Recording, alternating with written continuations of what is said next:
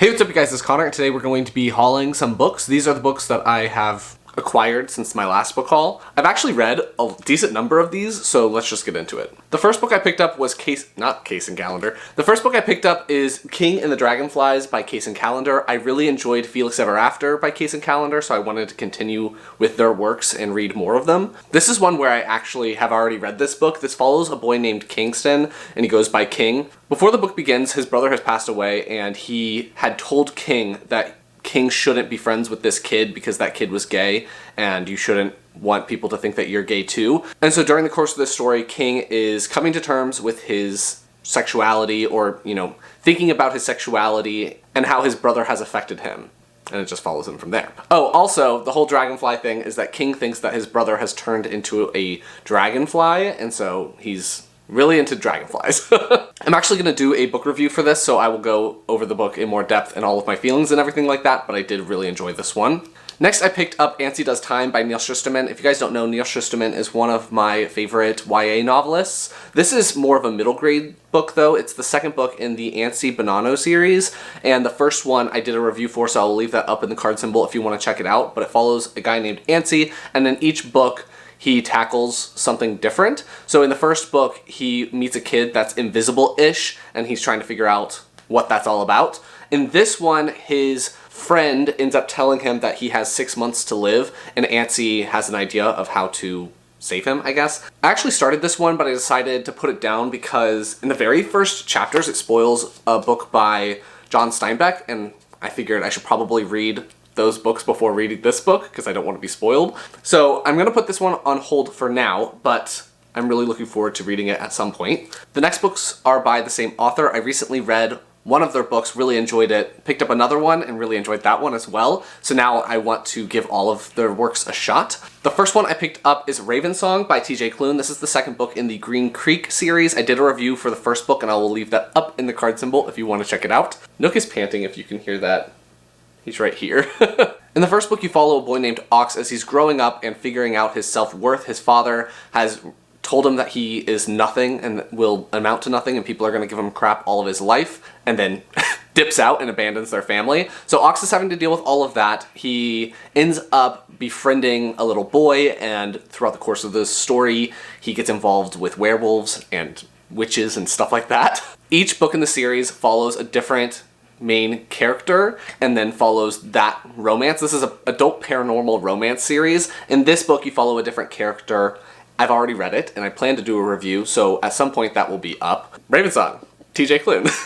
The other book that I picked up is Bear, Otter, and the Kid by TJ Klune. I have already read this one as well, and I do plan to do a review of this one as well. I think I've decided that I'm going to make TJ Klune a bit of a reading project for myself and do individual reviews for all of his books. This one follows a character named Bear, and at the very beginning of the book, he is abandoned by his mother, but is left with his 5-year-old little brother. It follows him as he's raising his little brother, who's the kid, and then everything changes when Otter, who is his best friend's older brother, comes back to town, and it kind of shakes things up. This is an adult contemporary romance book.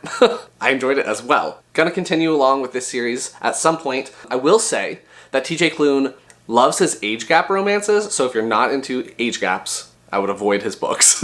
Because I was enjoying romance books, shockingly, I ended up picking up Meet Cute Club by Jack Harbin. This is the story about this guy who has this book club, and he is so passionate about this book club, but not as many people are attending club meetings anymore, and it's kind of dwindling. He meets this character, I forgot his name. This is Jordan, and this is Rex. And Rex works at the bookstore, and they meet, and Rex kind of throws down on his taste in books, which are just romance across genres. So Rex throws down on it, and then the story unfolds from there. I've actually already read this one as well. I'm not going to do an individual book review for this one, but it will be in a future wrap-up. I thought it was really cute. Meet Cute Club. Moving on. Next, I picked up The Element of Fire by Martha Wells. Whoa, shiny. This is the first book in a series that I forgot the name of. Martha Wells is one of my favorites, so I want to give her works a shot as well. I accidentally picked up the second book a while back, so I needed to pick up the first one so that I could start the series. I'm not really sure what it's about. I just know that it's a fantasy book, and That's it. I'm excited for it nonetheless because I really enjoy Martha Wells' works. So I'll let you guys know when I get to this one. Next I picked up Paradise by Toni Morrison. I have never read a book by Toni Morrison before, so I figured it was about time to finally pick one up. I was actually looking at Juniper Books website because they have really cool editions or covers for some of her books, but it's sold out currently. So I wanted to pick up a book that's not a part of that collection to start with, because at some point I may be interested in getting that one. And Paradise is not a part of that collection, I don't believe. I'm gonna give this one a shot first. I know that some of her more popular books are like Solomon and The Bluest Eye, I believe. And Beloved is another one that's really popular by her, but I haven't really seen that many people talk about Paradise. It seems like this book is going to follow a lot of different characters set in this one specific town. I think it's an all-black town, and terrible things happen. So I'm excited to see what it's all about. It seems like it's going to be a bit of a heavier read. I'll let you guys know what I think when I get to this one. I was just randomly browsing Goodreads and everything like that when I stumbled across this book, and I thought the cover was interesting. So I picked up The Cat in the Cradle by J. Bell. This is the first book in the Loca Legends series. I've actually already read this one. It follows a character named Dylan who at the beginning of the book is running away. He's going to visit one of his friends from his past,